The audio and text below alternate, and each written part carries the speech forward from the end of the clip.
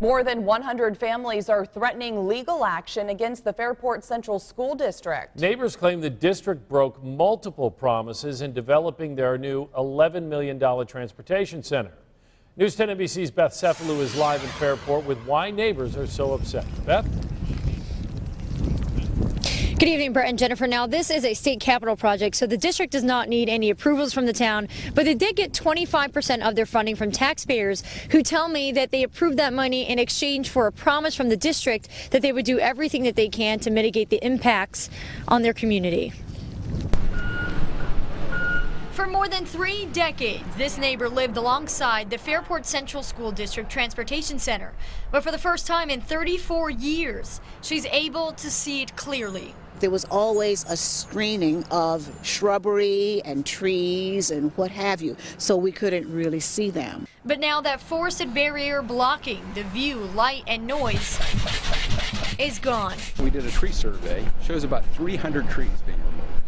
In 2016 meeting minutes, the Fairport Central School District said, in part, in response to comments raised by property owners, a revision to the site plan was implemented to provide certain buffering to avoid potential impacts to a neighborhood, including impacts from noise or other visual impacts. But when work began, that commitment wasn't kept and trees were removed. Light pollution is increased because of that forested barrier being removed. Noise levels are up because bus density and buses are closer to the properties.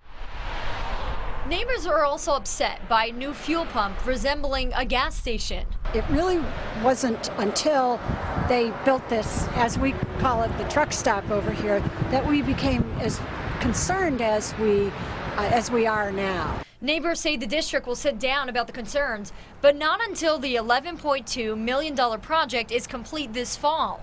Worried about the impact on their property values, more than 100 neighbors have signed a letter of intent reserving their right for legal action if necessary. We would like to fix these issues, work with them early, and not wait till the end of the project. We're very reasonable people.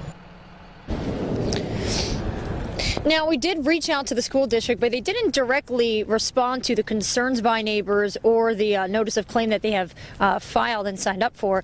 But they did send back a statement which says, in part, that this capital project includes the construction of a new transportation facility on the same site as the existing facility, adding that it's anticipated to be completed in the fall of 2019 and will include new lighting, new fencing, and new landscaping.